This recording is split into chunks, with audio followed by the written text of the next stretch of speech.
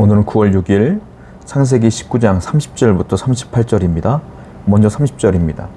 롯이 소알에 거주하기를 두려워하여 두 딸과 함께 소알에서 나와 산에 올라가 거주하되 그 두 딸과 함께 굴에 거주하였더니, 소알로 도망갔던 롯은 또 두려운 겁니다. 그래서 그 소알에서 나와서 더 깊은 산으로 가서 산에 있는 굴로 들어가서 살게 됩니다. 두 딸도 함께 아버지와 함께 그 굴에 들어가서 살게 되는 것이죠.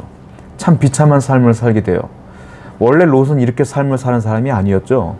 아브라함 곁에 머물면서 같이 부를 누리면서 하나님의 은혜를 누리면서 믿음의 유산과 유업을 받을 수 있는 사람이었어요, 원래는. 그런데 그가 세속적인 욕심에 따라, 탐욕에 따라 눈에 보이는 걸 선택하면서 이렇게 어려운 삶에 처하게 된 것이죠.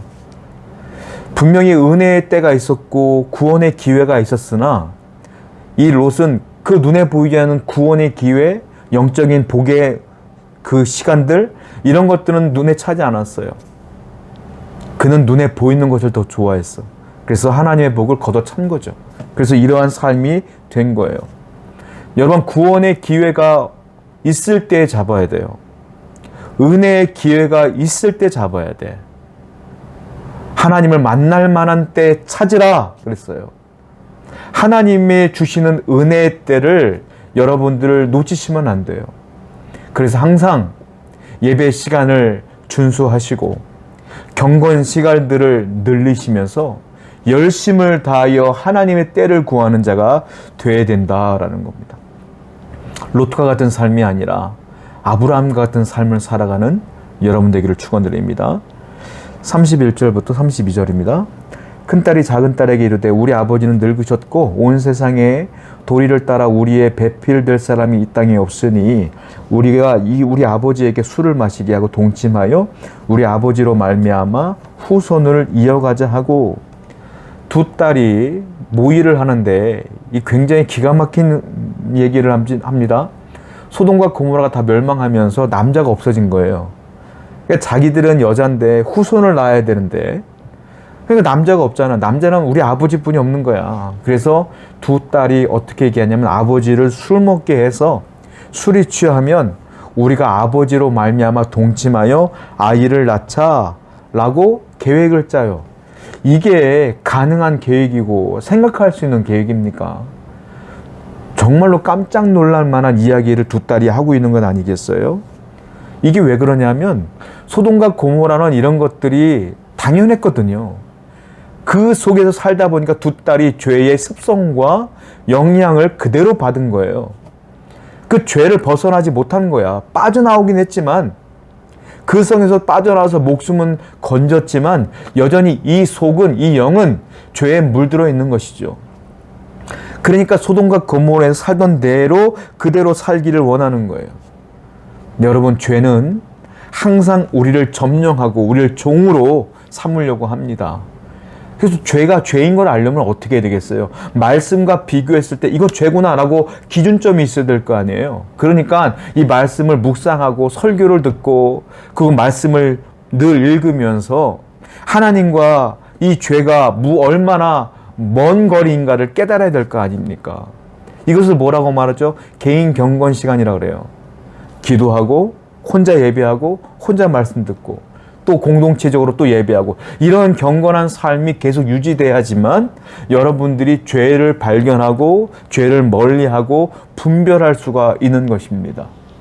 오늘도 이 두 딸처럼 죄에 물들어 있는 자가 아니라 죄를 멀리하는 하나님의 사람 되기를 축원드립니다. 33절입니다. 그 밤에 그들이 아버지에게 술을 마시게 하고 큰 딸이 들어가서 그 아버지와 동참하니라. 그러나 그 아버지는 그 딸이 눕고 일어나는 것을 깨닫지 못하였더라. 이튿날 큰 딸이 작은 딸에게 이르되 이제 어젯밤에는 내가 우리 아버지와 동침하였으니 오늘 밤에도 우리가 아버지에게 술을 마시게 하고 네가 들어가 동침하고 우리가 아버지로 말미암아 후손을 이어가자 하고, 결국 두 딸은 아버지에게 독한 술을 마시게 하고 만취가 되게 한 뒤에 먼저 첫 번째 딸이 아버지와 함께 동침합니다. 그리고 그 다음 날도 역시 아버지에게 술을 먹여 만취하게 한 뒤에, 그리고 두 번째 딸이 들어가서 아버지와 함께 동침하게 되는 이야기가 33절과 34절을 보게 되는 것이죠. 자, 몸은 구원받았지만 여전히 롯은 회개하지 않아요. 여전히 세속적이야. 두 딸도 마찬가지예요. 몸은 살았지만 여전히 세속적이고 회개하지 않아. 여러분, 회개하지 않고 살아가면 또다시 죄악에 물들 수밖에 없는 거예요. 그러니까 이 두 딸의 행동이나 롯의 행동이나 똑같은 죄인의 모습이 아니겠느냐. 그럼 이 두 딸은 어디서부터 이런 죄를 답습했느냐라는 거예요. 이거는 부모 보고 자랐기 때문에 그래요. 왜냐하면 이 롯이 어떤 사람이었어요?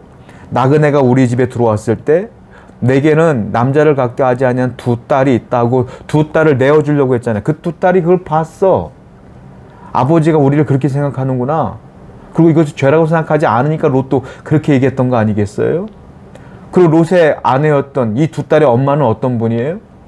예, 세상에 대한 탐욕 때문에 아쉬워서 뒤돌아보다 소금기둥 됐어. 평상시 삶이 어땠는지 눈에 우리가 분명히 알 수 있어요. 뭡니까? 눈에 보이는 것만 좋아했을 것이고 하나님이 아니라 세속적인 것으로 살아갔던 사람 아니겠어요? 이 부모가 그런 사람이니 두 딸이 보고 뭘 배웠겠느냐는 거예요. 자녀의 영적인 생활은 부모에게 큰 이유와 원인이 있는 겁니다. 부모된 우리가 먼저 하나님의 사람이 되어야 될 거고요. 우리가 먼저 자녀들에게 영적인 모범이 되어야 되지 않겠습니까? 죄가 있으면 회개할 줄 아는 자가 되어야 되고 멀리할 줄 아는 자가 되어야지만 이 부모의 선한 영향력이 자녀에게로 흘러가는 것 아니겠습니까? 이러한 좋은 부모가 되기를 원하고요. 그리고 죄를 멀리하고 회개하고 그 죄를 끊어버리는 사람이 되기를 원합니다. 37절과 38절입니다.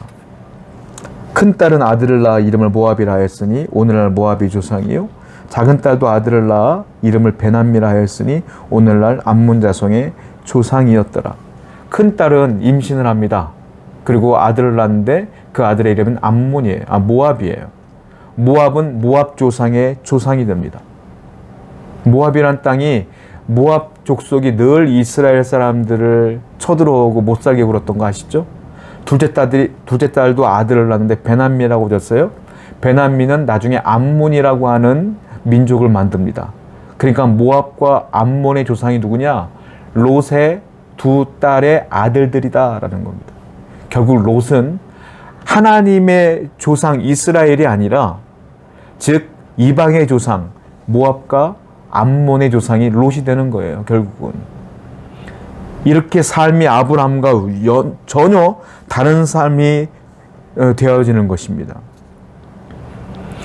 자기의 작은 죄가 작은 죄는 아니죠. 자기의 죄가 회개치 아니하고 그대로 머물러 있다 보니까 어떤 일이 벌어졌어요? 개인이 파멸되어지고요.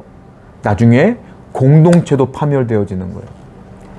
죄는 그러므로 잘라내야 되는 거예요. 여러분 혹시 여러분들이 그 죄를 머물고 있다면, 붙들고 있다면 놓으시기 바라요.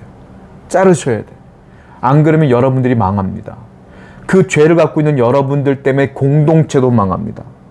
그러므로 항상 죄를 멀리하는 하나님의 선한 사람이 되기를 축원드립니다. 기도하겠습니다. 성도는 죄를 멀리하는 자입니다. 오늘도 우리가 그 죄를 멀리하고 단호하게 이겨낼 수 있는 성도가 되게 하여 주옵소서. 예수님의 이름으로 기도드렸습니다. 아멘.